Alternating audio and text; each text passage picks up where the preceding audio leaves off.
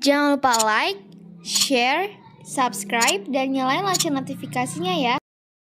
Salam sepak bola, sahabat bola mania. Jumpa lagi dalam Bola Mania Channel bersama Yosef Tortulis. Indonesia difavoritkan menang atas Vietnam dalam laga semifinal sepak bola SEA Games 2023 Kamboja sore ini, Sabtu 13 Mei. Saya mencatat 3 alasan mengapa tim Garuda diunggulkan untuk melaju ke babak final.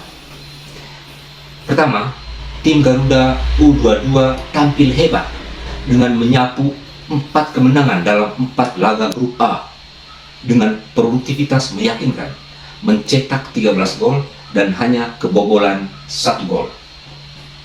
Tim-tim di grup A memang relatif lemah ketimbang tim-tim di grup B. Namun permainan cepat dengan bola-bola pendek dan jarak antar pemain yang rapat yang dipertontonkan pasukan Indra Safri menarik dan menjanjikan.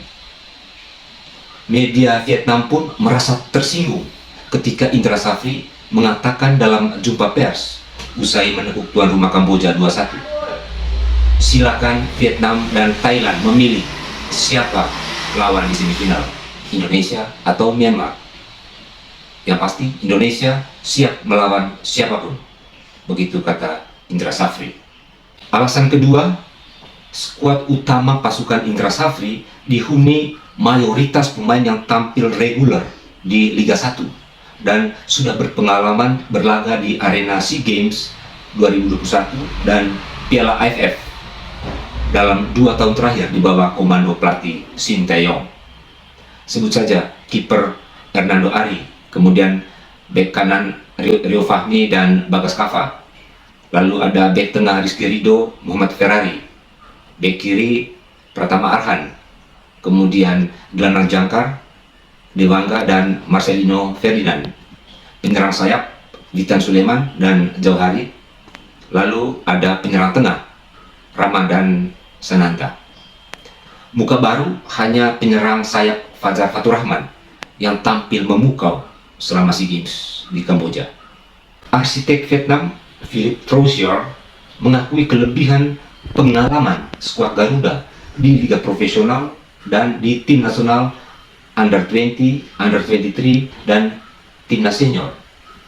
Bahkan Troussier juga menyebut kelebihan lain tim Garuda U22 asuhan Indra Safri, yaitu beberapa pemain inti berlaga di liga luar negeri, khususnya Marcelino Ferdinand dan Aran Pratama. Troussier bahkan menyebut 50% tim asuhannya dihuni pemain muda Under 20 yang minim pengalaman kompetisi liga profesional maupun tim nasional, seperti halnya timnas Indonesia. Faktor ketiga yang menjadi kelebihan pasukan Indra Safri ialah masa istirahat Rizky Ridho dan kawan-kawan selama 6 hari usai melawan Timor Leste pada 7 Mei lalu.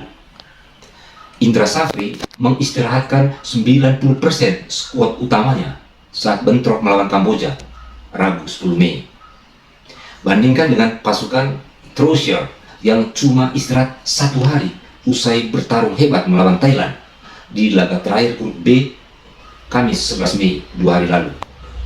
Jadi tim Garuda sudah seharusnya tampil jauh lebih bugar ketimbang Vietnam. Saya melihat 3 faktor di atas menjadi alasan kuat dan masuk akal mengapa Vietnam ngotot dan bermain habis-habisan dalam laga terakhir grup B melawan Thailand. Tentu baik Vietnam maupun Thailand berjibaku habis-habisan untuk merebut posisi juara grup B agar terhindar dari juara grup A Indonesia di babak semifinal. Laga akhirnya berkesudahan 1-1 dan memaksa Vietnam harus berduel melawan Indonesia sore ini.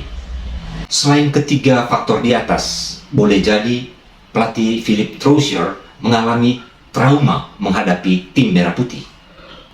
Sejarah mencatat, pelatih Philippe Troussier dipecat oleh Federasi Sepak Bola Qatar tahun 2004 usai pasukan pelatih asal Prancis itu digilas oleh tim Garuda 2-1 pada laga pertama grup A putaran final Piala Asia 2004 di Beijing, Cina. 18 Juli 2004. Dua gol tim asuhan Ivan Kolev saat itu dilesakkan penyerang sayap Budi Sunarsono dan gelandang jangkar yang juga kapten tim Ponario Astaman. Saya kebetulan meliput langsung laga bersejarah itu di Workers Stadium, Beijing. Disebut kemenangan bersejarah karena itu adalah kemenangan pertama Indonesia di putaran final Piala Asia. Dan keesokan harinya, Troussier langsung dipecat dan tim Qatar kemudian dipimpin oleh tim asisten. Bagi Qatar, di bawah komando Troussier adalah pelatih asal Prancis yang mengantar Jepang melaju ke babak 16 besar Piala Dunia 2022. Jadi bagi Qatar, kekalahan dari Indonesia adalah aib. Jadi tragedi 19 tahun silam itu sangat boleh jadi menghinggapi Troussier saat ini ketika mengetahui bahwa dirinya akan kembali menghadapi Indonesia. Kali ini di babak penting semifinal SEA Games 2023 Kamboja. Meski Indonesia diunggulkan, ada satu faktor yang bisa menghambat ambisi tim Garuda dalam laga krusial hari ini, yaitu mental pemenang, mental juara. Ada semacam trauma atau momok ketika tim Garuda bentrok dengan dua raksasa Asia Tenggara, Thailand dan Vietnam. Mental para pemain Indonesia seperti takut sebelum bertanding, sehingga kerap kehilangan konsentrasi, salah passing, salah mengambil posisi, bahkan kalah berduel 1 lawan 1.